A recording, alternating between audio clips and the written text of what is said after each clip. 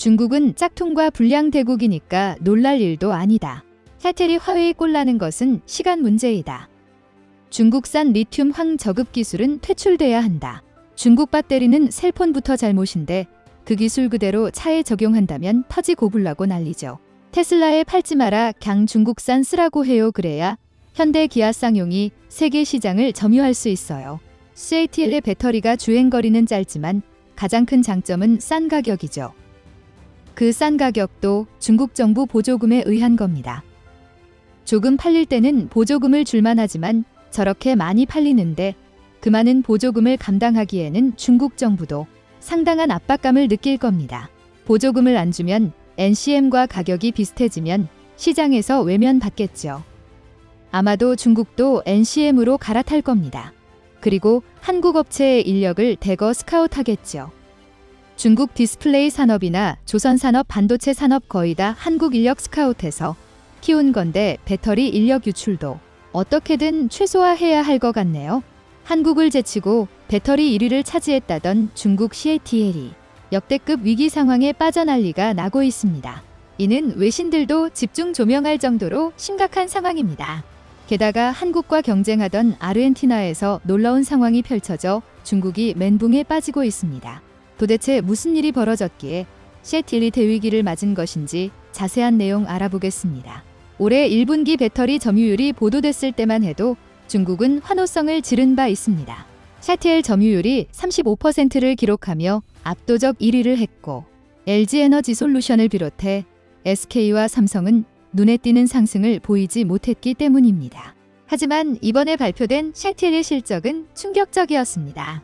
1분기 매출이 153% 늘었음에도 영업이익 3,700억 원 25%나 급감한 것입니다. CATL 측은 원자재 가격 급등에 비용이 많이 증가한 것을 원인으로 설명했습니다. 실제로 작년 10% 마진율에서 올해 3%로 크게 떨어진 상황입니다. 반면 LG에너지솔루션은 영업이익이 24% 증가한 2,500억 원을 기록하며 CATL과의 격차를 크게 줄인 상태입니다. 게다가 3,400억 원 규모의 파생상품 채무가 숨겨져 있던 것이 드러났고 CATL은 어디서 손해를 본 것인지 끝까지 함구해 의구심을 사고 있습니다. 배터리 핵심 원료인 니켈이나 리튬 투자와 관련된 손실로 추정되고 있을 뿐입니다. 모건 스탠리는 정보 공개 투명성을 문제 삼으며 목표 주가를 대폭 낮추기도 했습니다. CATL의 주가는 작년 12월 700위안까지 상승했다가 5월 400위안까지 떨어지는 수모를 겪은 것도 이런 이유 때문으로 볼 수 있습니다. 증권가에선 CATL의 2분기 실적도 먹구름이 짙다고 보고 있습니다. 오미크론 변이 확산으로 상하이가 지속해서 봉쇄됐기 때문입니다. 해당 영향은 즉각적으로 나타났는데 CATL의 중국 시장 점유율이 3월 50%에서 4월 38%로 급락하는 사태가 발생했습니다. 상하이에는 CATL 공장뿐 아니라 핵심 고객사인 테슬라니오 등도 진출해 있어 봉쇄에 따른 자동차 산업 전체가 어려움을 겪고 있는 상태입니다. CATL의 위기 상황은 최대 고객인 테슬라를 통해서도 알 수 있습니다. 4월 테슬라의 중국 판매량이 1,500대를 기록하며 98% 급감해버린 것입니다. 생산량 또한 3월 말 5만 5천 대에서 지난달 1만 대 수준으로 급락했던 것으로 나타났습니다. 리튬 가격 상승에 전기차를 만들지 못할 판이라고 비명을 지른 것입니다. 테슬라의 가장 저렴한 모델 3 가격은 최근 6,700만 원까지 올라 있는 상태입니다. 출시 당시 보조금을 받으면 3천만 원 후반에 구매할 수 있었으나 이제는 배 가까이 올라 있습니다. CATL은 배터리 가격 인상 여부를 놓고 진퇴양난에 빠져 있습니다. 그동안 가격 경쟁력을 무기 삼아 고객사 확대에 성과를 냈었기 때문입니다. 만약 가격을 올릴 경우 점유율을 포기해야 하는 상황이 된 것입니다. CATL 회장은 리튬 가격을 잡아달라며 중국 정부에 법안을 제출하기도 했습니다. 리튬은 지구상에서 세 번째로 가벼운 알칼리 금속 물질입니다. 138억 년 전 빅뱅이 일어났을 때 수소 헬륨과 함께 만들어진 세 가지 원소 가운데 하나라고 알려져 있습니다. 1817년 스웨덴의 화학자 아르프 베를손에 의해 처음 발견됐는데 물속에 넣으면 부글부글 끓어오르다 폭발하는 독특한 특징의 원소를 찾아낸 것입니다. 리튬은 작고 가벼운 데다 단위당 에너지 밀도가 높아 2차 전지 제작에 주로 쓰이고 있습니다. 이 때문에 백색 황금이나 하얀 석유로도 불리고 있는 상황입니다. 한국이 만드는 배터리에도 리튬이 들어가는데 샤텔이 더 타격을 받는 데는 놀라운 이유가 있습니다.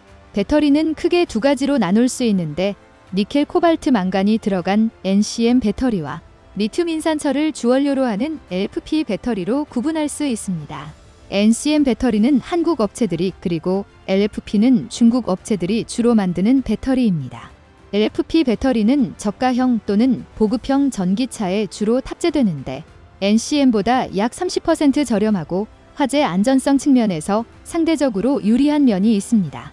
다만 주행거리가 짧기 때문에 근거리 이동 시에만 적합하다는 단점이 있습니다.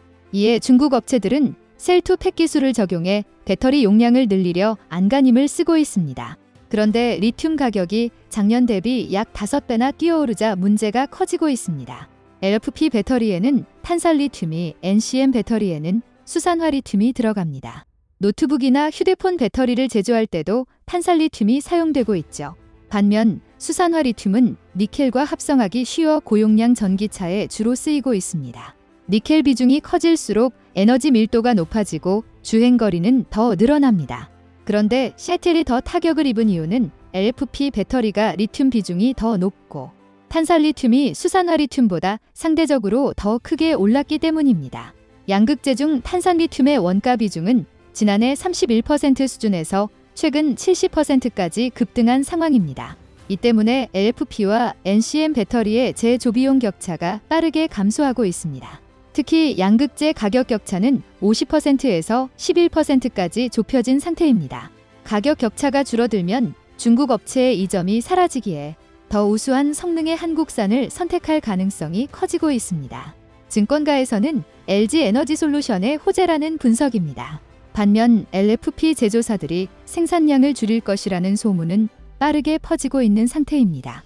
탄산 리튬은 광석을 채굴해 만드는데 정화 운송에 많은 전기가 쓰이는 단점이 있고 수산화 리튬은 소금 호수 등에서 얻어져 오랜 시간 큰 토지가 필요하다는 특징이 있습니다. 다행히 리튬은 전 세계적으로 광산 염호 등에 풍부하게 매장되어 있습니다. 2021년 기준 전 세계 리튬 매장량은 8,900만 톤 정도입니다. 리튬 광산은 호주, 캐나다, 중국, 브라질에 많이 분포되어 있습니다.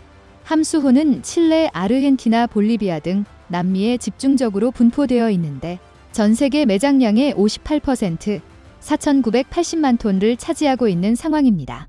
이들 남미 세 나라를 리튬 트라이앵글이라 부르는 것도 이 때문입니다. 중국은 리튬 자체 매장량이 약 6% 수준이지만 해외 광산을 대거 확보하면서 전 세계 3위 리튬 생산 국가에 이름을 올리고 있습니다. 리튬은 고순도로 정제하는 과정에서 환경 오염이 발생하기로도 유명합니다. 이에 환경 규제가 덜한 중국이 주로 정제에 나서고 있는 것입니다.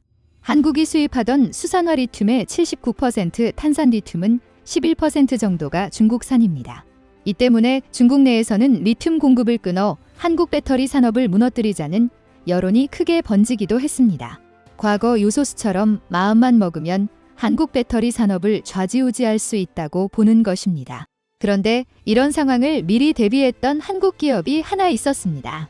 포스코는 리튬이 부족해질 것을 예측하고 2018년 아르헨티나 함수호를 인수한 바 있습니다.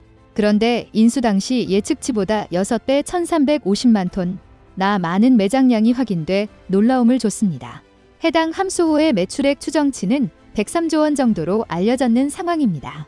2024년부터 연 2만 5천 톤 규모의 수산화 리튬을 생산해내고 2030년까지 연간 10만 톤 규모로 증설이 계획되어 있습니다. 이를 위해 8억 3천만 달러 투자 계획에서 올해 4배 이상 늘려 발표하기도 했습니다. 수산화 리튬 10만 톤은 전기차 240만 대분을 생산할 수 있는 양입니다. 즉 중국 의존 없이도 자체 조달이 가능해지는 상황입니다. 아르헨티나에서 배터리용 수산화 리튬을 생산하는 것은 포스코 그룹이 최초입니다. 이에 아르헨티나 대통령까지 나서 협력을 다짐하기도 했습니다. 해당 소식은 중국 언론에도 크게 퍼져대 충격을 받는 모습을 보이고 있습니다. 한국을 올가맬 주요 수단 하나를 잃었다는 것입니다. 아르헨티나는 한국에 대한 감사의 뜻으로 매년 11월 22일을 김치의 날로 공식 제정하기도 했습니다. 출석 의원 47명 만장일치로 결의안이 통과됐던 것입니다. 이는 자신들이 김치의 원조라 우기는 중국에 보란 듯이 한 방 먹인 결과가 됐습니다. 게다가 최근에는 CATL이 아르헨티나 리튬 함수호를 확보하려다 실패한 적도 있습니다.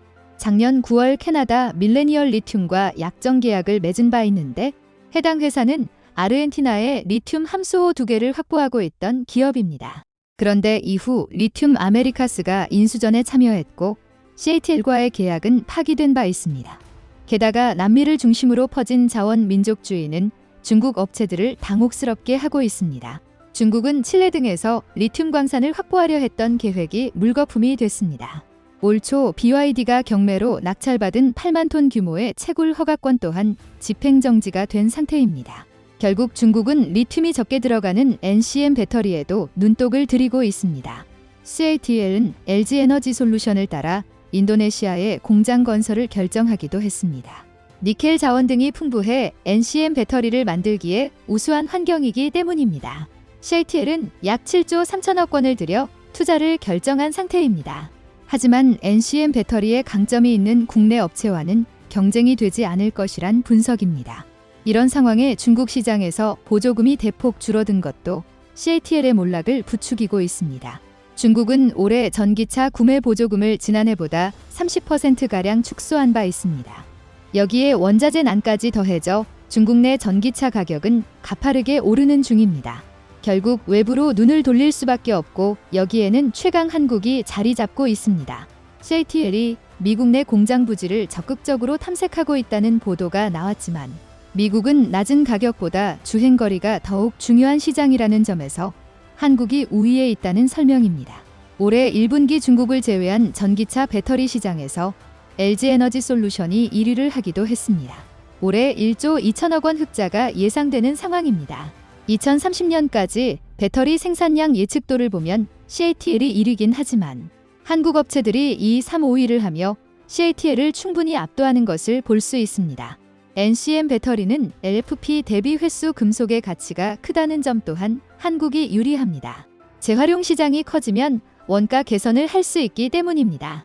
한국은 보다 기술력을 높여 CATL을 확실히 압도해 버리길 바랍니다.